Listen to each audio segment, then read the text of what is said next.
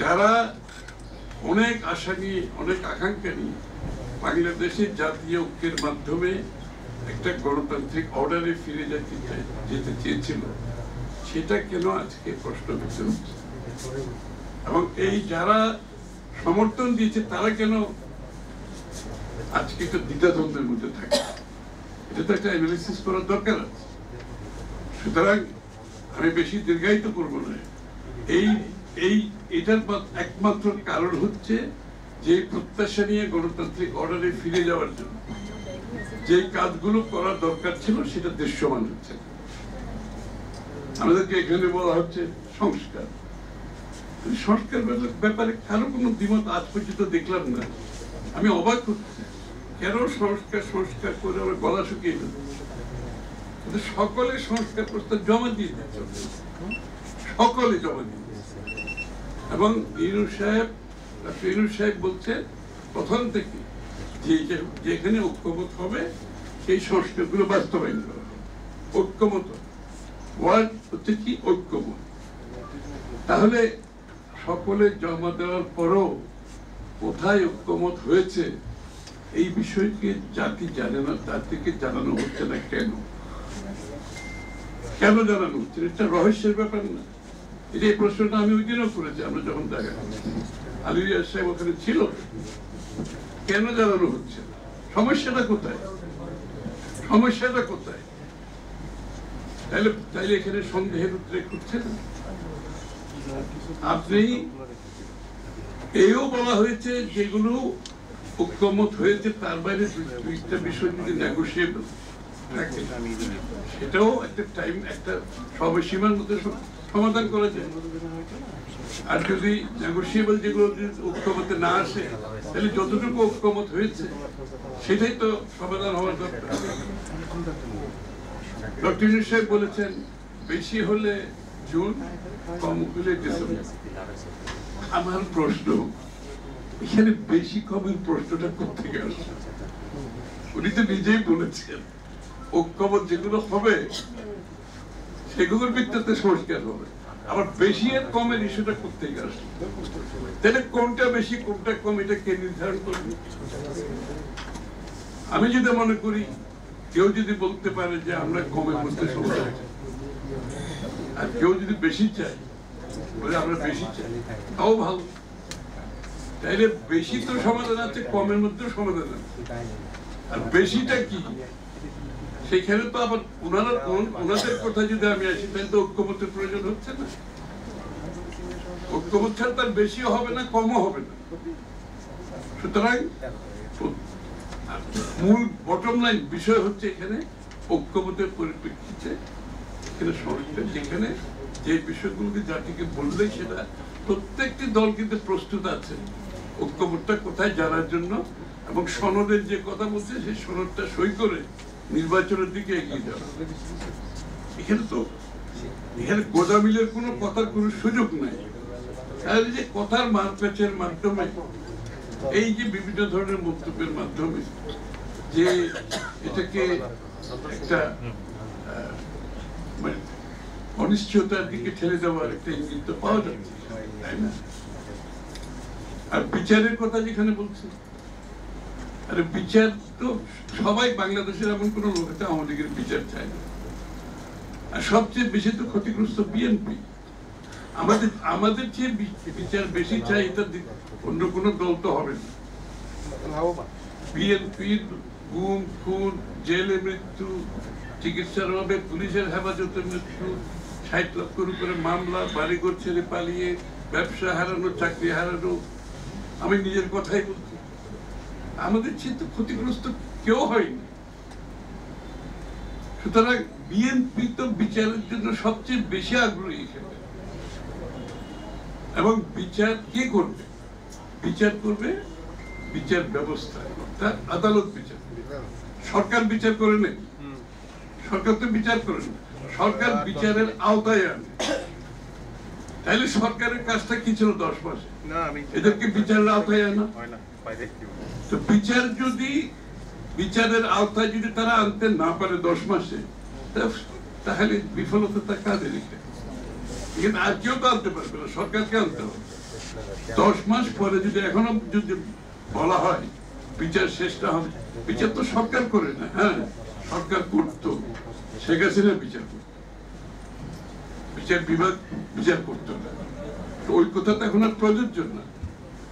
এখন তো বিচার করবে বিচার বিভাগ, আর সরকারের দায়িত্ব হচ্ছে বিচারের আওতায় আনা।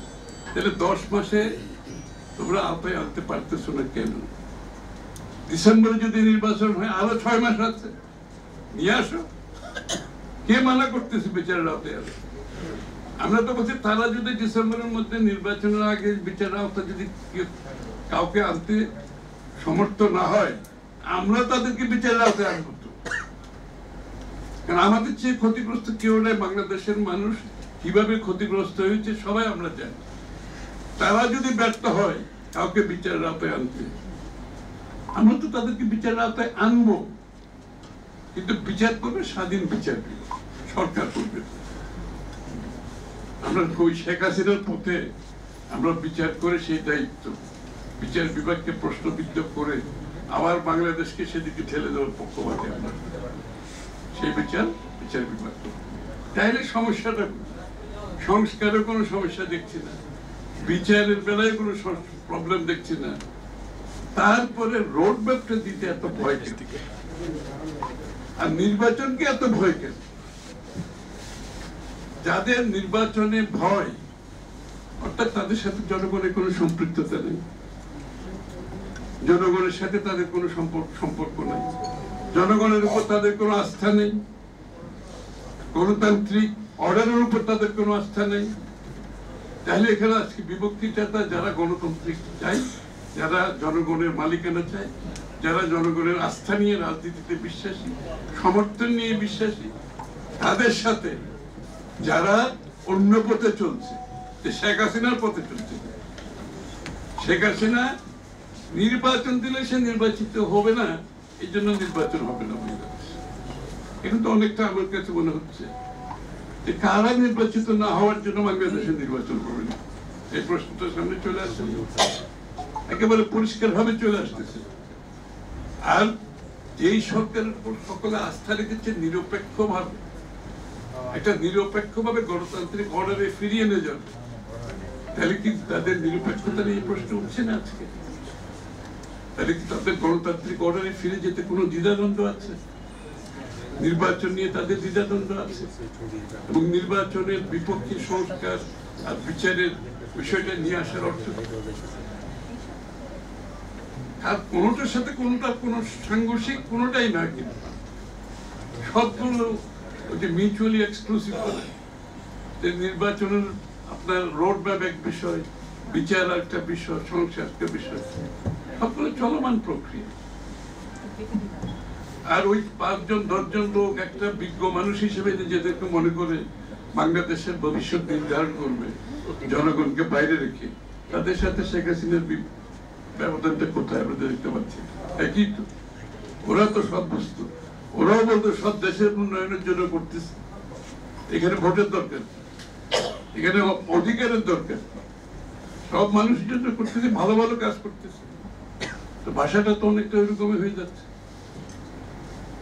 গণতন্ত্রের স্পিরিট থেকে সরে গিয়ে এটা যত অনির্বাচিত সরকারের দিনগুলো যত বেশি দীর্ঘস্থায়ী হবে, তত বেশি অস্থিতিশীল হবে, তত বেশি মানুষের অধিকারহীন হবে।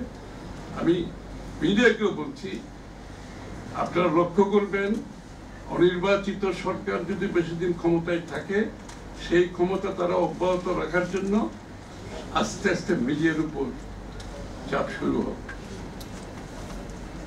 আপনি যে কোনো সরকার যদি অনির্বাচিত হয়, যে কোনো সরকার, সে যে ফরম্যাটে আসে, একটা স্টেজে গিয়ে তার ওই ক্ষমতা ধরে রাখার জন্য তারা যেরকম সব জায়গায় এখানে আপনারা দেখতে পাচ্ছেন, এই যে কারো পক্ষে একটা অবস্থান নেওয়া, কেউ রাস্তা মিটিং করলে এক ধরনের মন্তব্য, আবার বিএনপি যখন ওই ইশাকে দায়িত্ব পাওয়ার জন্য আন্দোলন করে, যেখানে কোর্টের জাজমেন্ট আছে, যেখানে নির্বাচন কমিশন সেটাকে ওদেরকে এন্ডোর্স করেছে, যেখানে কোর্টে আবার তাদের এপিল রিজেক্ট করেছে।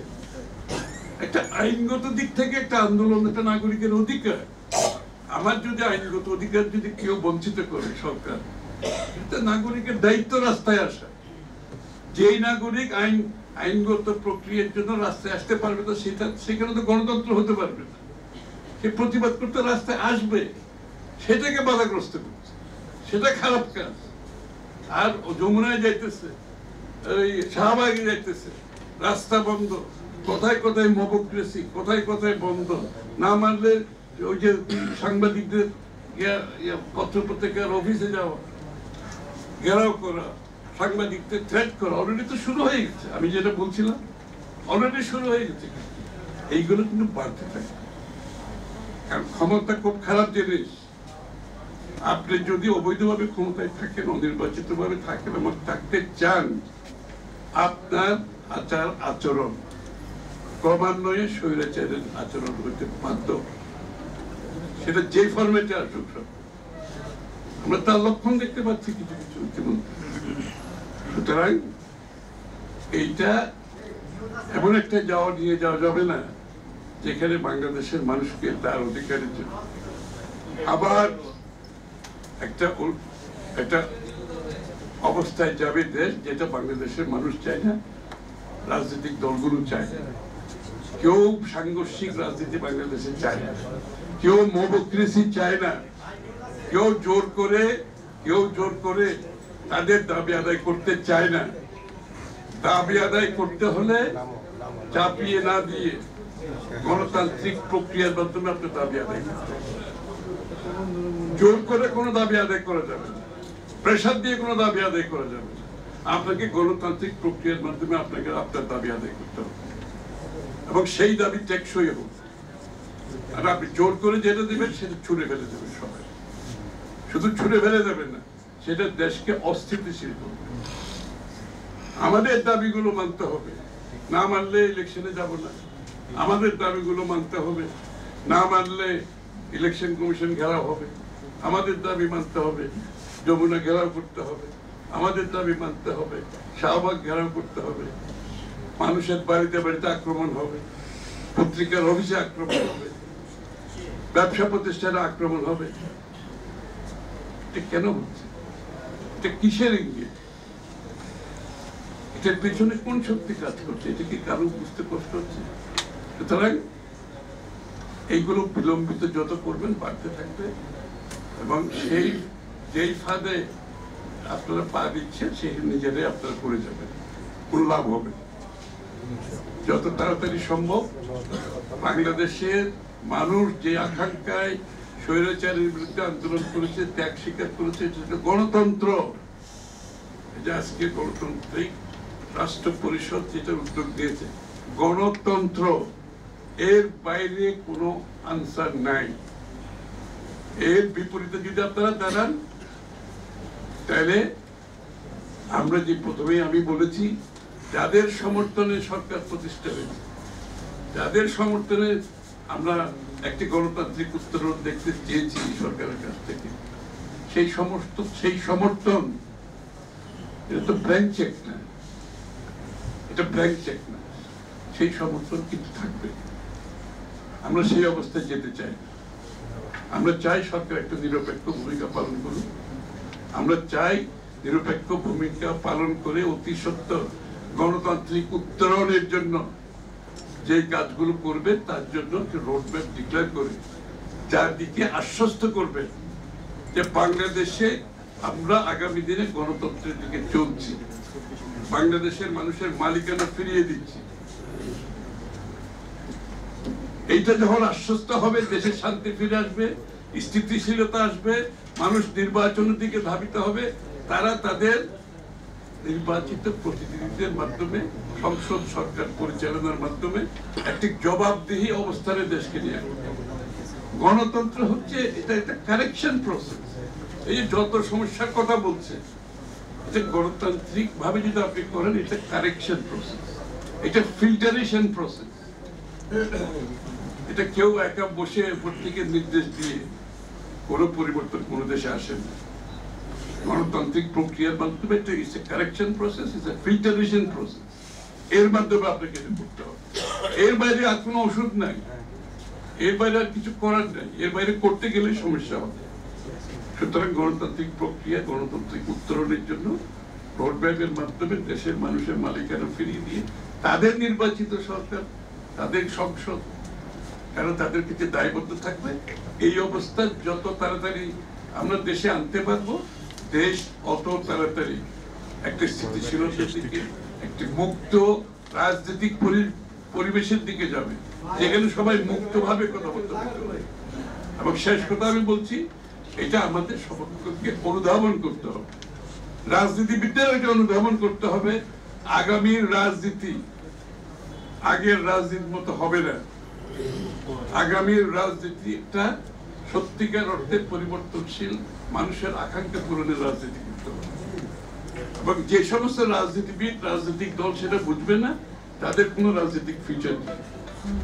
বাংলাদেশের মানুষের আকাঙ্ক্ষা, আশা, যদি যেই পরিবর্তনের আকাঙ্ক্ষায় মানুষ অপেক্ষা করছে, সেটা যদি আগামীর রাজনীতি দিতে না পারে, সে রাজনৈতিক দল এবং ব্যক্তির কোনো ফিউচার আছে আমি অন্তত মনে করি।